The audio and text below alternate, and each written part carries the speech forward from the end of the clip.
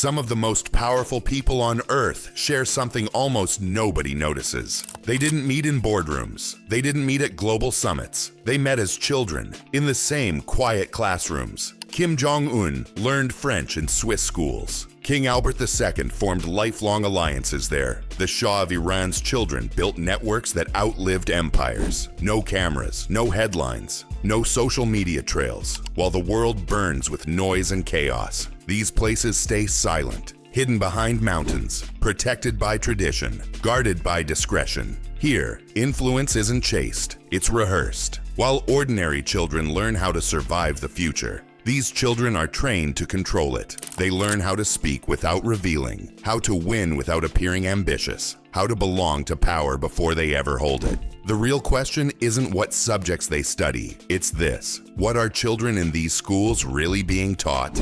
This story isn't about luxury dorms or alpine views. It's about why Switzerland became the world's safest classroom for power. By the end, you'll understand what billionaire families are truly paying for. Not grades, not prestige, but access, protection, and something far more valuable than money. You'll see how these schools shape global influence long before headlines are written. This isn't gossip, it's how power is prepared. Silently, carefully, and far from the public eye. Switzerland didn't become the elite classroom by accident. It earned that role over centuries. While Europe tore itself apart through wars and revolutions, Switzerland stayed still. Neutral, predictable, untouched. It avoided both world wars. Its borders held. Its institutions survived. This stability created something rare: trust. Its laws protected privacy. Its culture valued discretion over display. Its banking system became famous for silence. By the late 19th century, European aristocrats were paying attention. If you needed a place where heirs could grow without danger or scrutiny, Switzerland stood alone. French nobles, Russian imperial families, British elites, they all sent their children into quiet mountain schools. At first, it was about safety, but slowly, safety turned into something more powerful. Switzerland became a container.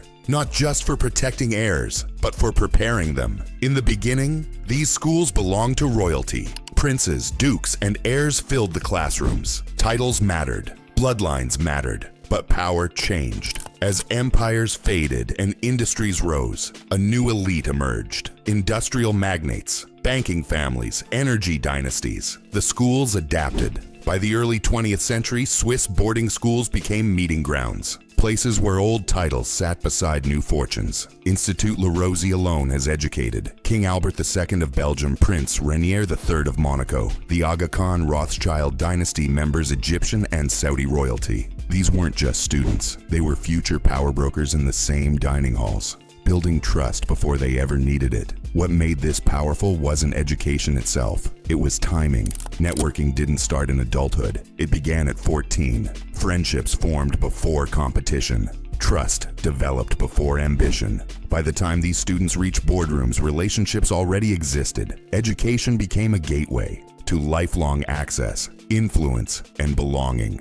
When people hear about Swiss elite boarding schools, one name dominates. But La Rosey is only one piece of a larger system. Institut La Rosey is known for extreme selectivity and seasonal migration between lakefront campuses and alpine resorts. Its population is intentionally small, creating intimacy and control. Its alumni reads like a directory of global power. Institut of dem Rosenberg focuses on customization, shaping education around each student's future role. Lyceum Alpinum Zuoz sits high in the Engadin Valley, blending academic rigor with physical endurance. Eglon College emphasizes character formation through structured routines and outdoor challenges. What connects these schools isn't luxury, it's scale. Small classes, students from dozens of countries, highly controlled daily rhythms. These aren't just schools, they are ecosystems where identity and belonging are carefully shaped. If you're drawn to understanding how influence really works, not the loud version online, but the quiet systems beneath, this channel is built for you. Subscribe as we uncover structures most people never notice, but that shape the world all the same. When billionaire families write six-figure tuition checks, they aren't paying for classrooms, they're paying for control. Institut La Rosie charges around $130,000 to $150,000 per year, making it one of the world's most expensive boarding schools. Institut auf dem Rosenberg can exceed $170,000 annually when additional programs are included. Eglon College costs approximately $100,000 to $120,000 per year. Lyceum Alpinum Zuoz runs between $90,000 and $100,000. These aren't tuition fees. They're entry prices to an invisible system. High fees act as filters. They screen for background, reputation, and social compatibility. Only certain families pass through. Parents are buying a controlled peer group. Children grow up surrounded by others who understand discretion, an inherited responsibility from birth. No explaining, no pretending. Privacy is built in. Media stays out. Names stay protected. Mistakes stay contained. Students learn to move between countries and power centers without friction. They develop confidence that isn't loud, but unquestioned. Diplomas matter less than dinner tables. Grades fade. Networks endure. These schools issue something more valuable than certificates. They provide a social passport. Valid everywhere influence circulates. This isn't education spending. It's long-term risk management for families who cannot afford instability. Beyond textbooks, there's a second curriculum, never written down, always taught. Students move through multiple languages daily as habits, not subjects. English, French, German. Switching becomes automatic. They learn restraint early, how to speak without oversharing, how to command attention without demanding it. The goal isn't to impress, it's to be taken seriously without effort. Wealth, surrounded by wealth, disappears. Private flights, multiple homes. When everyone has it, privilege stops feeling exceptional. Sociologists call this habitus, learned confidence and behavior that signal belonging to a ruling class. These schools don't teach privilege, they normalize it. When privilege becomes invisible, it becomes permanent. But there's a cost to growing up inside that bubble. Behind the polish, pressure builds quietly. Many students carry surnames representing empires, not just families. Success isn't optional, it's assumed. That expectation creates invisible weight. Psychologists studying elite education point to elevated anxiety and perfectionism. Failure feels public, even when no one is watching. These schools offer community, but it's narrow. Life happens among peers who share privilege, not normalcy. Ordinary struggles feel distant. Ordinary identities feel unfamiliar. Students are trained to lead organizations and represent power, but they aren't always taught how to exist outside it. The result isn't tragedy, it's distance. A quiet separation between the person and the role they're expected to play. Years later, the impact becomes visible, but never obvious. A financier in London, a minister in Europe, a monarch on a throne, a dictator in North Korea. Often the connection traces back to shared hallways. The Belgian king who attended La Rosie, banking heirs who skied together in Gstaad, even Kim Jong-un, who spent years in Switzerland before returning to North Korea.